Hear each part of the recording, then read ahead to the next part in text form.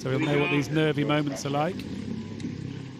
As we're at the start now for the Temple Challenge Cup, University of Washington, United States of America versus Durham University A. Go! So Durham University, lovely picture of those blades locking in the water, and the crew's looking like they're slightly coming together as Durham are getting pushed off their station. You can imagine they're going to catch that headwind, which has pushed them away here. Matthew Pinson poised to grab a flag and wave it, but as it is, he doesn't look like he's quite going to do it. Here he goes. This will be asking Durham to move back to their station. And I'm sure they made that correction. I think they're making it already, but it was important that he made sure they did do it. If they'd gone any further, it would have been trouble. But a brave start now from these Durham boys. Good start here, getting up to, what's that, about a canvas early on. Fast and furious starts here in the 8. It's incredible how quiet it is up at the start line. And then these 8, so much noise. It's an explosion of noise and fury off the starting blocks, and we can see all this white water around because it is tough conditions. It is bouncy water out there. You can see the flags flying. So this is going to be a fast and furious race all the way down the track. Yeah, I think we're in for a good one here because both these crews have exploded out of the blocks. Full pace to get the boat up to speed. Somewhere here, passing that quarter mile, 400 meters in, they need to settle into a decent pace, and it looks like it's the crew on the far side from Washington who are finding a better rhythm, and they've moved back through the crew from Durham. Will Durham be able to now just hold this move, or I wonder whether Washington will keep going? Yeah, for me, the crew from Washington at the top of your screen, just really getting onto the load quite nicely, whereas it's looking a bit sticky through the front for Durham, not quite getting that same connection and spring off the front together. We can see that Washington, they're keeping the rate up. They're not dropping this pace. They want to get themselves in the lead and take control of this race early. Well, it's going to be interesting if Durham can hang with this and stop the Washington crew from continuing to move, because the way that's gone with one crew jumping out the way Durham did, then Washington making themselves faster at that phase of the race, will there actually be a change of speed now at all, or will Washington be able to continue to just inch their way away? Looking at the Durham crew and what they've experienced so far in the regatta, they raced Nereus early on, and then it was Brooks B second, and both of those were tough, close races. So it could be that that's good experience that will help them to hang in this one, or it could be that they've got that in their legs. Just looking at the course there, if you look to the left of your shot, you see the number 1 and number 2 on the left, shows that the two boats are still very close in terms of their bows, and Sarah, you can see they're also pretty close in terms of their blades. Interesting to see that there hasn't been a call from Matthew Pinson there yet, but it looks to me like the coxswains are just in control.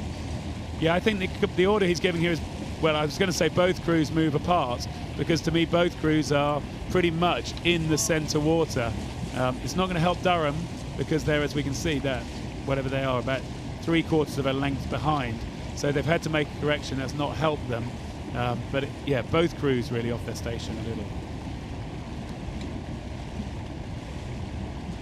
Yeah, we almost saw a clash of blades there, but I think both crews moving back onto their stations.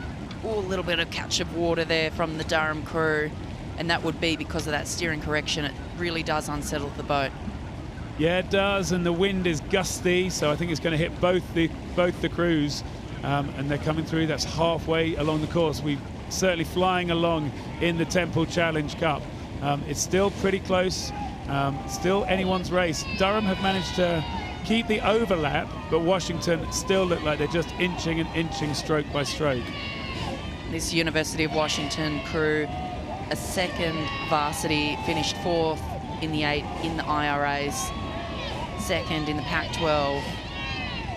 It's a combination of athletes from the varsity 8 and the second varsity 8 and the third varsity 8, so a real I guess mixed crew, perhaps the crew that they're wanting to focus on to building for next season. Yeah, interesting stuff on the Washington crew. The Durham crew, this is their top boat. They went out and bought a new boat for this crew to come here and race at Henley. As it gets a lovely shot of the Washington crew going under our camera position. Wow, look how close this one is. Durham have really hung in. If anything, they've come back a little bit. Their stern pair, Ollie Pearson and Callum Betley, they've rowed together since they were 14 years old. So a good understanding in that stern. They'll need that. They'll need that trust to build and drive the crew towards this final third of the race.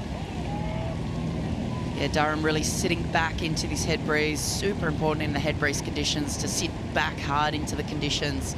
Can't be cutting off that finish and racing onto the next stroke. Really got to sit back, elbows back, press through the back end to push that boat forward into these conditions.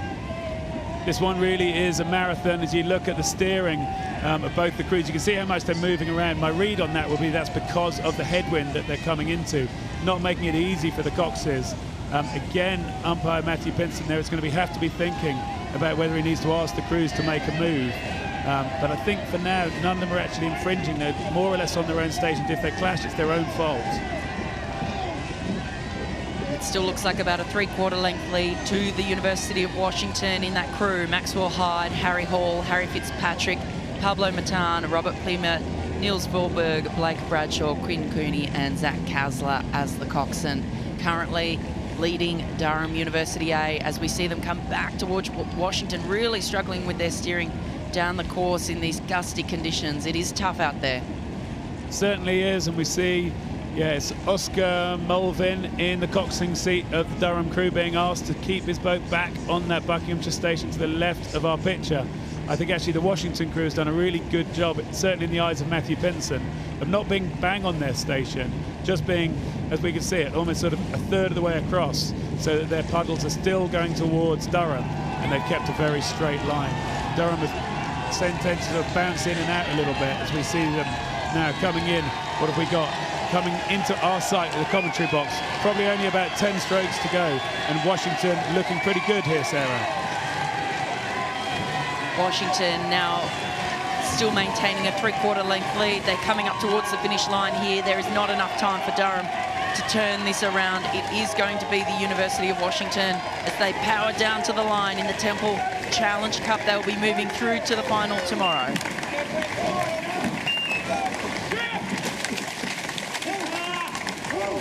Yes, a fantastic controlled race from Washington University as we see confirmation there in the Temple, the win for Washington over Durham University A.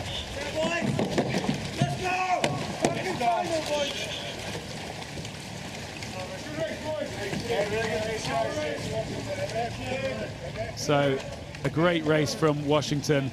They must have had to hold their nerve early on because Durham really took it to them along the island, but then that steady pace came in. You spotted it, Sarah, early, the really nice rhythm of the Washington crew, and they just kept churning it out stroke after stroke.